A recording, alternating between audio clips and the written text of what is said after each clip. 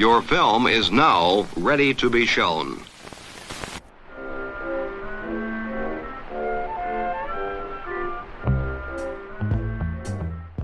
Good morning. I'm Justin Hendricks, editor of Tech Policy Press, a nonprofit media venture intended to provoke new ideas, debate, and discussion at the intersection of technology and democracy. Drawn from the biblical story in the book of Genesis, Babel has come to stand for the challenge of communication across linguistic, cultural, and ideological divides, the confusion and fragmentation that arise when we no longer share a common understanding.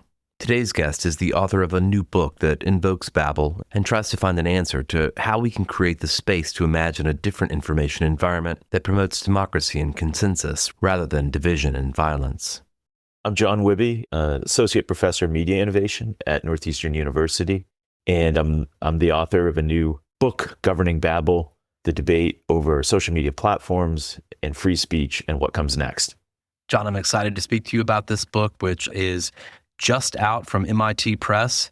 Going to talk through some of the themes in it and also hopefully connect it to your research and some of the events that have transpired, I'm sure, since you put this book into the publisher. But I want to just kind of start with your intent here. In your introduction, you start with postcards from January 2021. And of course, for U.S. listeners, when they think of January 2021, I'm sure their minds are immediately go to January 6, 2021.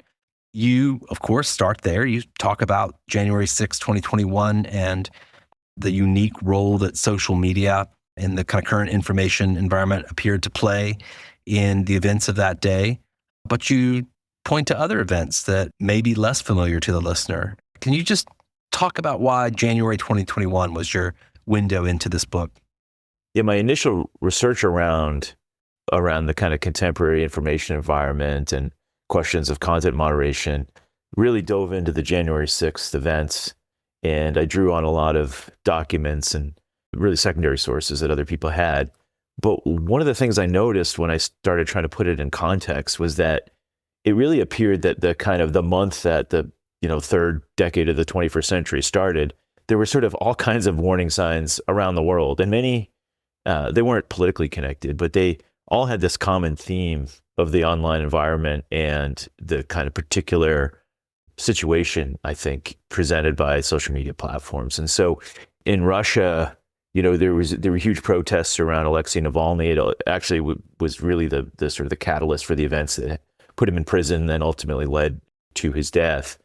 In India, there was the farmers' protests that led to a lot of pushback from the Indian government and Prime Minister Modi. In Uganda, there were protests against the government where social media platforms were shut down, by the government. So there were, in a span of just a few weeks, there were some really major world events that all had this strong social media dimension to them. And so I felt like opening the book, which is really about, the babble of confusion that is the world's sort of speech and communications environment. I felt like we needed to paint that global picture and show how different societies with different values are dealing with common challenges.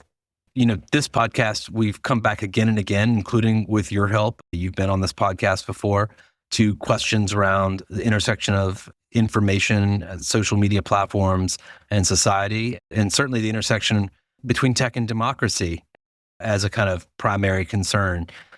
I'm struck by another thing in the introduction here. You say your goal is to build towards a response principle. You call it a duty for all those running networked online platforms to take reasonable action when potential harms present themselves. You talk about this sort of collective responsibility we have as technologists and certainly as the people who are running these platforms. I found myself reading that and thinking, yes, absolutely. And yet it seems we're so far from such a principle at all being embraced by most of the oligarchs who are leading the big platforms that billions of people participate in at the moment. I don't know. Where do you start in your mind? What's the crisis level? Well, I think the crisis is really quite acute. I mean, I think there are some underlying economic and political factors that are also driving the polarization, the inequality that exists. But I think the online, communications environment, I think, is amplifying and exacerbating a lot of these underlying trends. And so I think we're in quite an acute moment of crisis.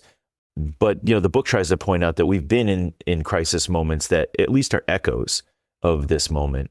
And in particular, moments where questions of communications policy and regulation were quite unclear. So you think of 100 years ago with the advent of broadcast technologies. And that's what the book tries to do, is to frame our particular crisis moment as part of a series of historical cycles that, while many I think are pessimistic right now, if we think of this as part of a longer trajectory, and I call it a 100-year journey, I do think there is going to be opportunity. And so I think it's our job as scholars, technologists, people doing work in civil society or working with the platforms or for the platforms, to try to think about where are we going? Where do we want to actually aspire to? And to prepare ourselves for that moment when the opportunity, the policymaking moment may present itself. Look, it's the winter of our discontent for those in the trust and safety community and the international human rights law community. I'm not naive, but I do think if we take a historical view, a longer view, that can present, I think, some bit of optimism, but it can also remind us that we have an obligation to start thinking deeply about what we would want to ultimately aspire to. You take on red herrings like the marketplace of ideas, which, other scholars have taken apart and shown the various weaknesses of that metaphor in trying to describe what's actually going on social media platforms at the moment. You take us through a history of disinformation across, mass media and beyond. I don't want to kind of, rehash that entire history, but as far as thinking about what is most important to you when you frame up your ideas, where it's come to at the moment. I mean, you're hitting on, Lippmann and Dewey and John Stuart Mill and other people. What's most important for the listener to understand about that past and where we've got to? I think one of the most important things to recognize is that we've lost some visibility into sort of core values and issues, in my view. And I think by recovering some of the dialogues and debates in the past, we can begin to kind of discern like what, in particular, American culture could support and tolerate in terms of new rules. I think that's the most important thing, because right now we're in a state of real polarization and confusion. To me, the only way out is to look very deeply to the sort of first principles that have informed the country's past sort of communications regulation, some of the past ideas that I think were lost in history. But if we resurface them, I think we can come to something that we might agree on. But again, I don't mean to sound Pollyanna-ish, but I really believe that the first step is to get some sort of structured debate, some sort of structured forum, perhaps a regulatory forum in place. I don't think we're ready for rulemaking. I wouldn't pretend that you could get a bunch of Democrats and Republicans into a regulatory agency with commissioners right now and have them agree on almost anything relating to speech in the online environment. But I do think if we spent a few years putting things on the record, gathering evidence, creating access to some data, making the companies show up regularly, we might move from some of the grandstanding that we've seen where the CEOs appear before Congress from time to time, and it's sort of a bunch of theatrics and spectacle. If we moved it to a more structured environment where we were sort of gathering evidence slowly, looking at it, trying to get definitional clarity, thinking about the categories that we might, want to gather data on, I think that could be a first step. And it's not dissimilar to what we did with the FCC, coming out of the 20s into the 30s. In 1934, the FCC was founded. The FCC was kind of a mess for many decades in terms of, what are the real rules for licensees, for people who are doing broadcasting in the public sphere. And so I think, I'd like to get to that moment where we at least have some general principles. And that's why I sort of try to articulate this response principle, different than the public interest principle that the FCC adopted as its sort of core value. And to try to start seeing if we can structure the dialogue and structure the evidence a little more carefully. One of the things that's perhaps most dispiriting about even thinking about that is the kind of current state of regulatory agencies in the United States. And certainly it's hard to imagine the Federal Communications Commission, which is kind of busy serving as a censorial arm of the Trump administration, participating in a reasonable debate about these matters. It's almost like for you, you have to imagine a future state of our politics where folks might be willing to engage in reasonable discussion. I think that's right. And here I'm drawing on, the work of like Tom Wheeler, who was the chair of the FCC under President Obama, who's has some ideas about a new digital regulatory agency.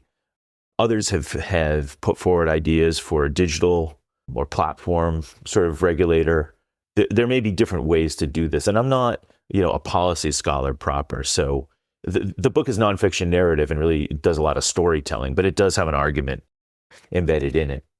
And I mean, you're absolutely right that it hardly seems the moment to reconstitute some kind of new FCC, which would inevitably be called a Big Brother, operation and maybe be dismissed out of hand.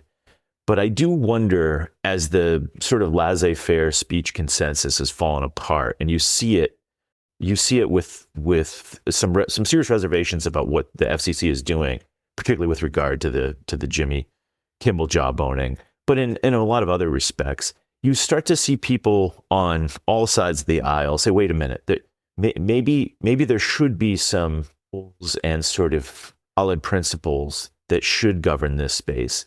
And, after the Charlie Kirk assassination, we began to see people in the conservative camps start to talk about what should appear or should not appear on social media, under what conditions, with what functionality associated with it on different platforms. And I actually think it's a good thing for people to start articulating views on where lines are. I think that's actually the beginning of a conversation.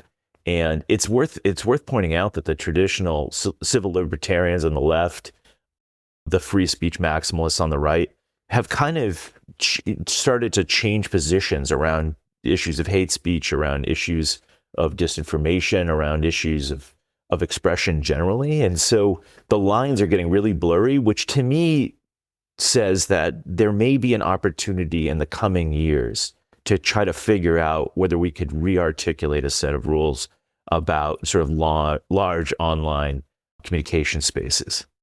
Let me ask you to characterize, something that is a big part of the middle of the book, couple of 3 chapters here, thinking about the First Amendment in the United States, thinking about the notion of free expression and human rights as they apply under different international frameworks.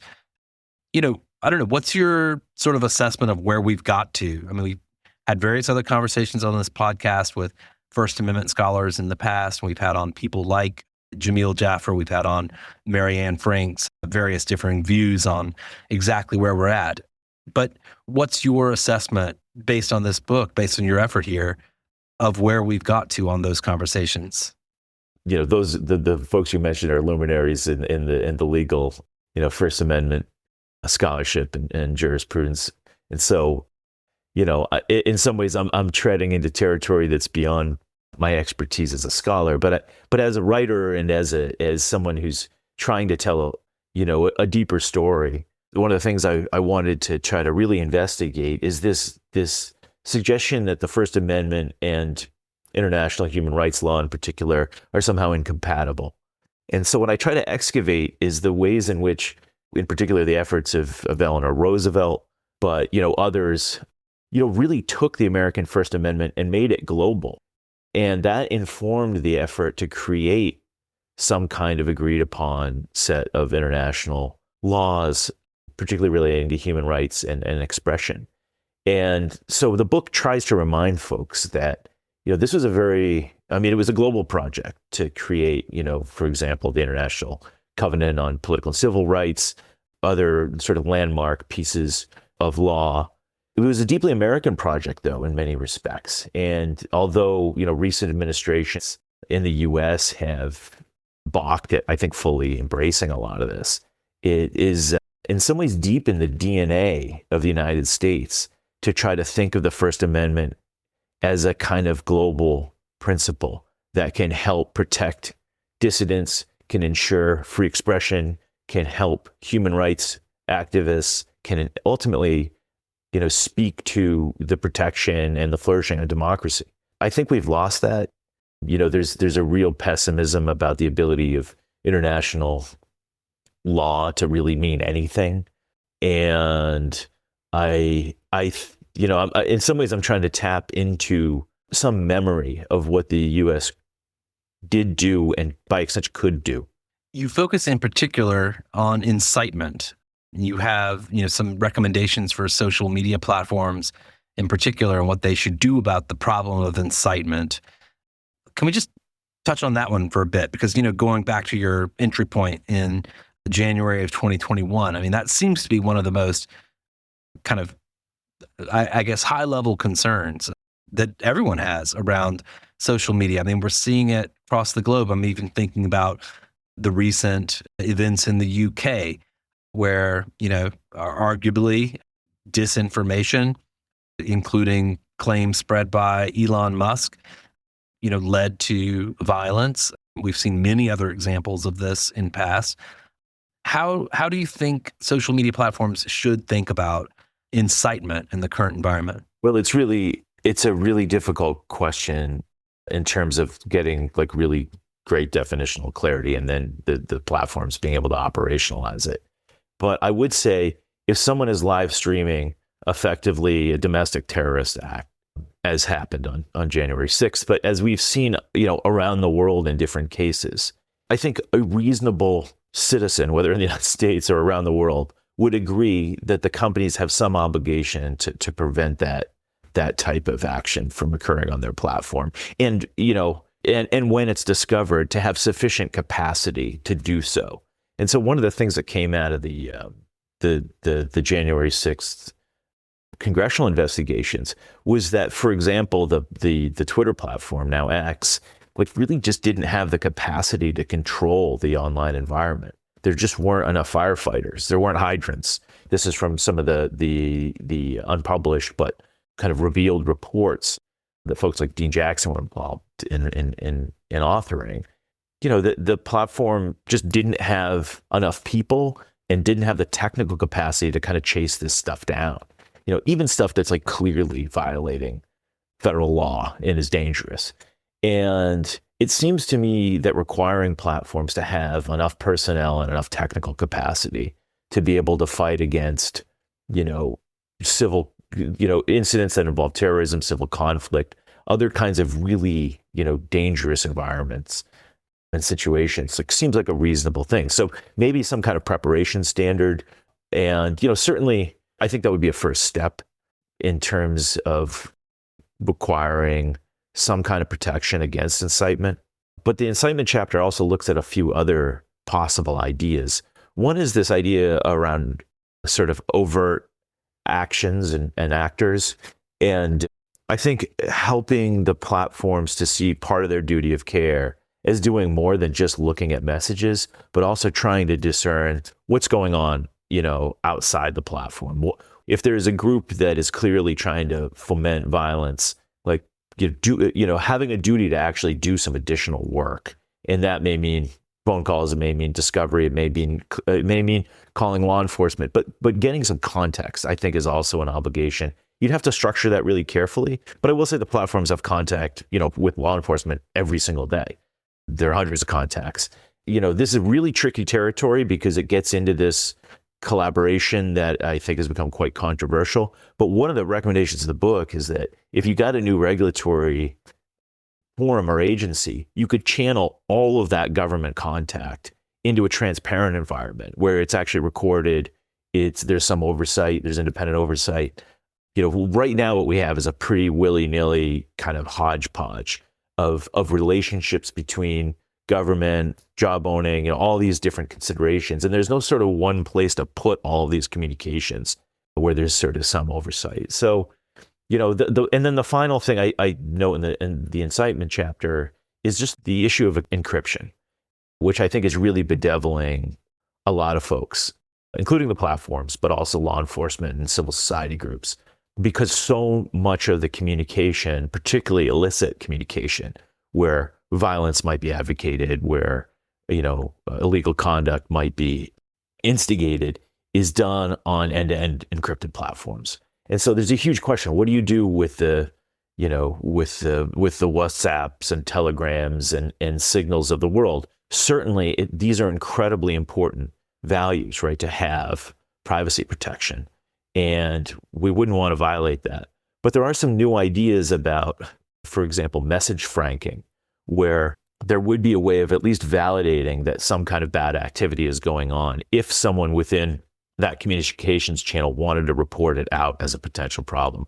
Right now, you can't verify the authenticity of any message because you can't get it out of that particular communication system. So I think there are some creative ideas. The privacy maximalists, the encryption folks who are very scared about breaking encryption in any way, shape, or form, are having to kind of rethink some of the stuff that the computer scientists are coming up with. Here I'm just reporting on sort of existing debates. I don't have expertise in it, but I think it's quite interesting.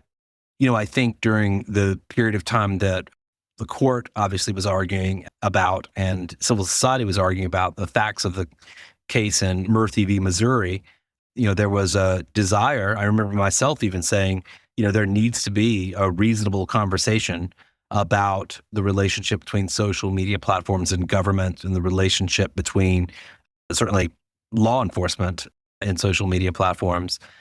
But, we're now in this phase where we've got this hodgepodge of, third-party vendors, often kind of operating in this membrane somewhere between the state, social media, law enforcement. It seems to really complicate things. So I don't know exactly where we'll get to. And I guess the other complication is, in some of these cases, it would take a government which wants to stop some of this activity rather than, in some cases, turn a blind eye or perhaps even encourage it. In the United States, that seems to be an open question. Right. I mean, we're just not in a political position right now to imagine a quick solution. But I will say, as many problems as we have in the United States, if you look across the world at what is happening in terms of governments meaningfully intervening with social media and online platforms to try to suppress dissent, to try to silence dissidents and human rights activists and journalists, it seems to me important that the United States creates some kind of interface for how this would work. How should government and communications platforms interface? I mean, I think that's a really big question. Sometimes it's very low level. A local cop needs, some access to some Facebook data because there's been a crime. Then there's the high level stuff that, the NSA and the CIA and others get involved in that have national security implications. It seems to me that if the United States could provide a model for at least transparency, a central clearinghouse, as it were, and say, look, this is compatible with best practices, and here's how we're going to do it, that we could have a shot at trying to get other countries to replicate that model. So that some of them, I think in some ways, the jawboning that's going on in the United States is obviously super problematic. But there's other stuff going on around the world that is, in many respects, objectively more problematic. And so we have to figure out what that interface between government and platforms looks like, and to get some kind of transparency and oversight. Again, don't want to sound naive, but I do think it would serve the world well if we could figure out like what the minimum viable kind of policy solution would be there, and to then capture all of those government contacts in a way that's structured and is subject to review. That could be courts, that could be, regulators or independent watchdogs. The major focus on this book is, what you talked about last time you were on this podcast and what you've written about for us as well, which is AI and epistemic risk. And I feel like, this is probably going to be the area that dominates, researchers like yours concern over the next several years, perhaps even beyond, whereas social media has been the kind of primary concern for the last 15. Now we're entering into a different phase. You introduce all types of terms here that feel like they're important for the listener to think about, things like context collapse or container collapse. You talk about different ways that artificial intelligence is being used to intervene in speech on social media platforms or to generate more speech, more content. I don't know, when you step back right now and September of 2025. What have we learned, even from this early stage of generative AI and its presence on the internet? Well, we've learned a lot, and I think one of the big lessons is the result of the proliferation of AI generated content. If we imagine what could happen in the coming years, we could very well imagine many of the platforms becoming unusable. I think, I think about the AI revolution sometimes through the prism of my students, who are 18 to 25, depending on where they are and what kind of degree they're pursuing. What's interesting is that they don't feel like this is their revolution. Suppose the social media revolution, right, which was very much youth driven. This is a revolution that is in some ways being imposed on them. I think that they see their platforms, their backyard, which is, Instagram and YouTube and TikTok and whatnot, being in some ways kind of polluted. And I think it's creating a lot of backlash and skepticism. And so I'm interested in how, as they advance and start to become, as the generation advances and they become people who are working in the professions, how they will see AI. So that's one thing. I don't know if that's coherent, but I think the AI slop problem is a big one, and the authenticity of content is a real question. The term that I try to frame many of these things around in the book is epistemic risk. And so a lot of people in Silicon Valley and, some of the, effective altruism community, others who are doing really good work, often talk about existential risk. And this is the sort of the killer robots or the sort of out of control AGI, sci-fi visions that people have. And I think those are, I think it's important to think about those things. But I do wonder if really the bigger risk in the short term is epistemic, insofar as the nature of knowledge changes, the ways in which we're able to have any sense of shared reality, a shared sense of facts, is diminished even further. Obviously, that it's taken a big hit in the social era generally, but I worry. If you go on X, for example, right now, it is a real hall of mirrors sometimes. I mean, it's very difficult. I'm one of the people who sort of has stayed on it, and I'm at least a lurker. And every day I have a very hard time discerning what is authentic and what is not, whether it's the voices or the images or the videos or the social data of likes and comments that inform how we see something. A really ungoverned space online with a ton of generative AI content, I think, can look really dark and really epistemically confusing. One of the things that you did as a part of this, or you fed into the book, I suppose, is some polling around the world. We've talked mostly in a U.S. context here. I should reassure my European listeners and listeners elsewhere that you do talk about the Digital Services Act. You talk about the European model of regulation. You talk about various other countries' considerations around these issues, particularly around speech. Can you talk a little bit about the polling and how some of those results play into the way you think about these things?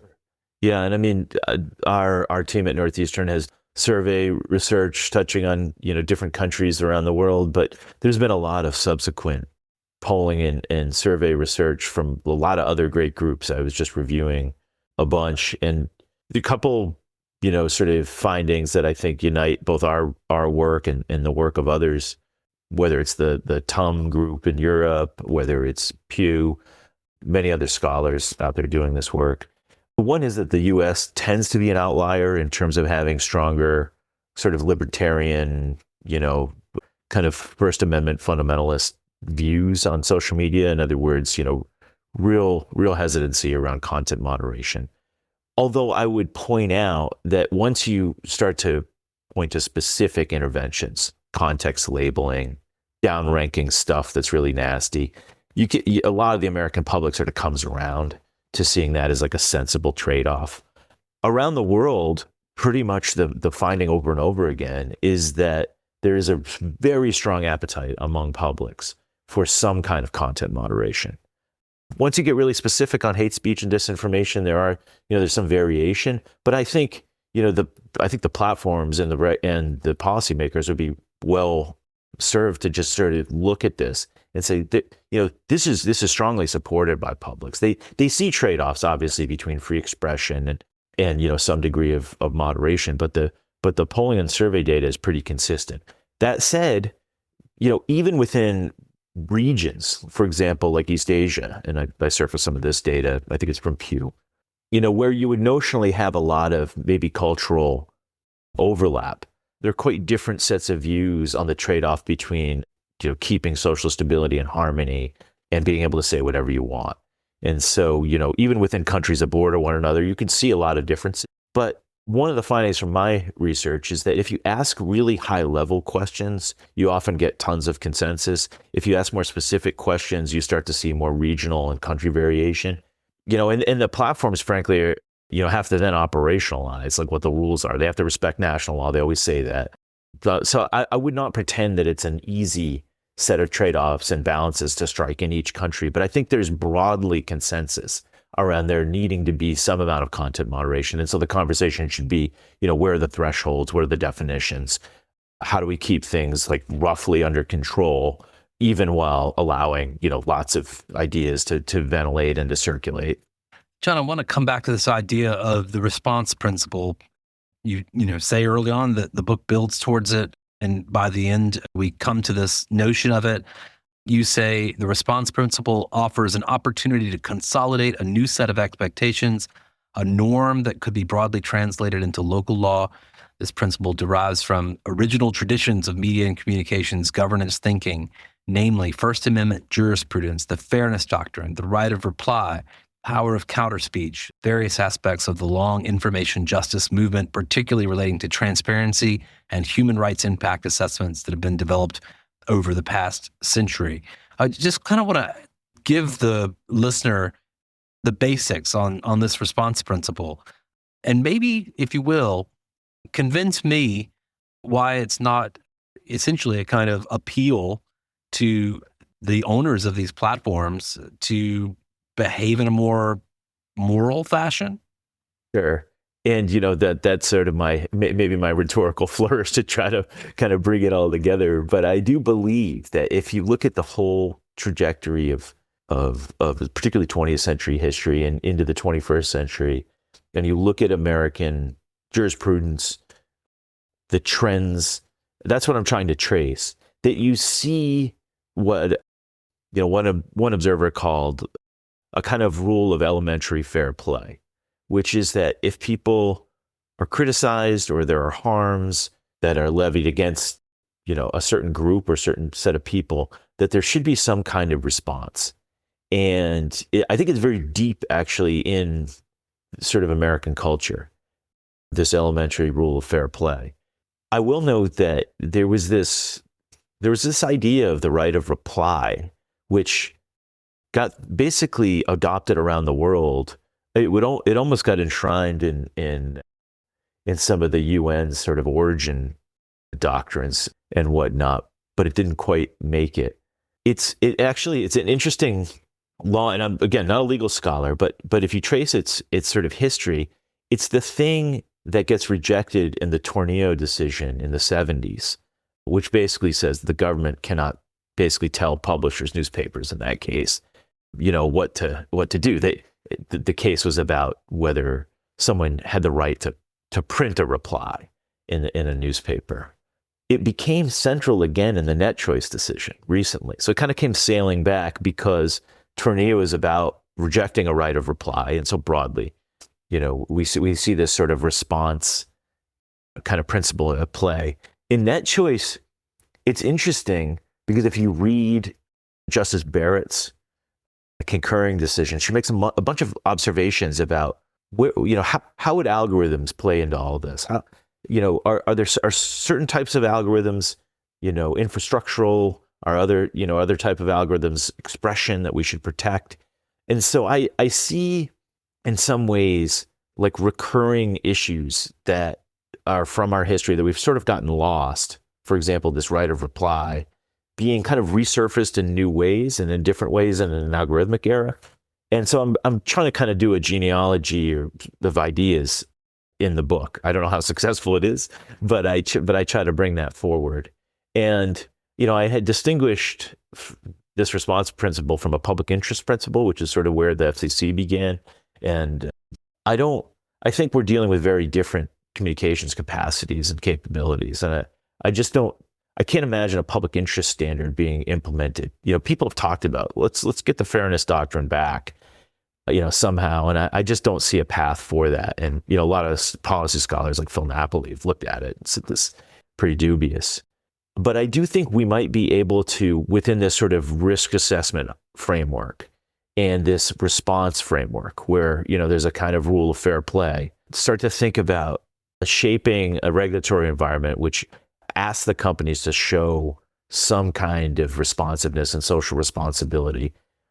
As Tom Wheeler has said, and he says in his book Techlash, it probably should be effects-based. Like to the extent that there is regulation, it probably shouldn't tell people exactly what to do. They need capacity for iteration. It needs to be agile. This is a really dynamic environment. It's very different than broadcast.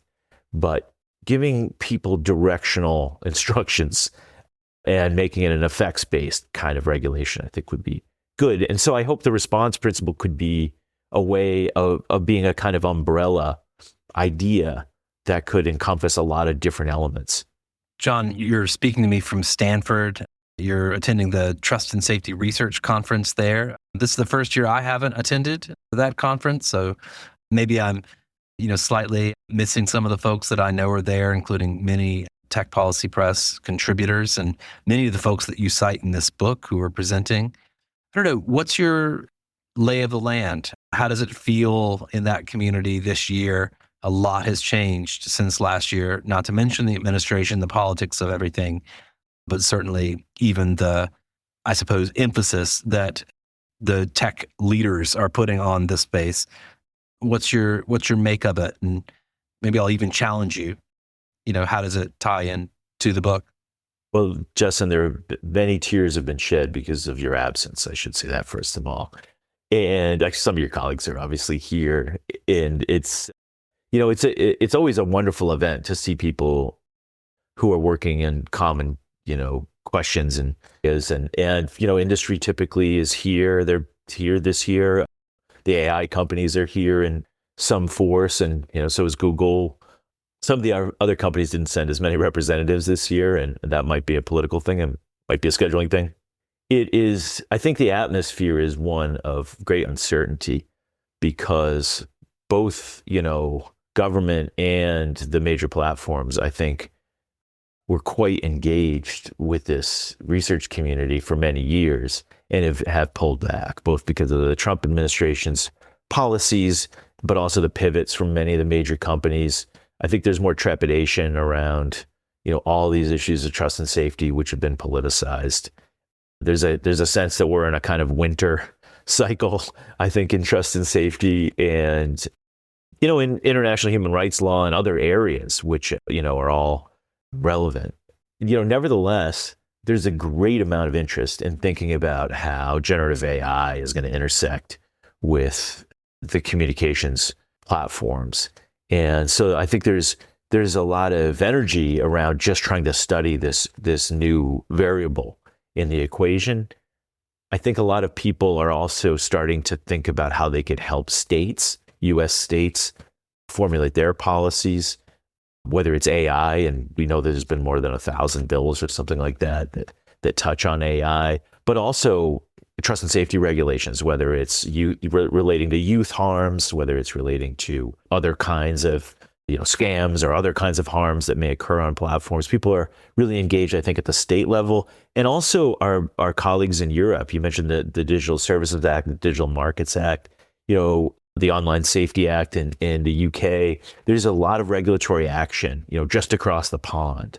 And so representatives from Ofcom, which is the British communications regulator, are here.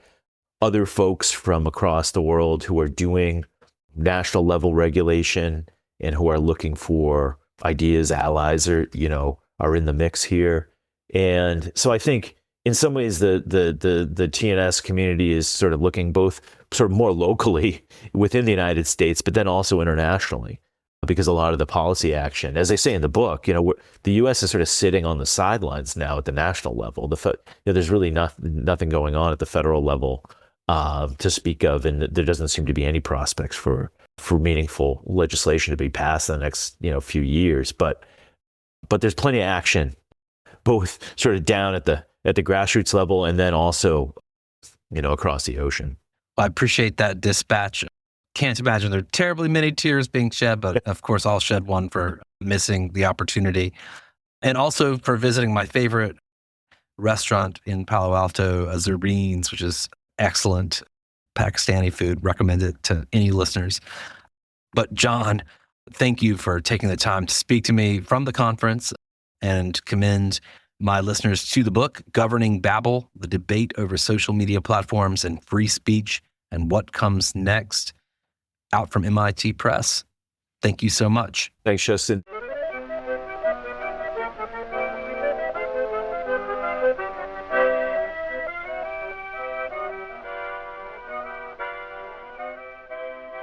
That's it for this episode. I hope you'll send your feedback. You can write to me at justin@techpolicy.press. Thanks to John, thanks to my co-founder Brian Jones, and thank you for listening.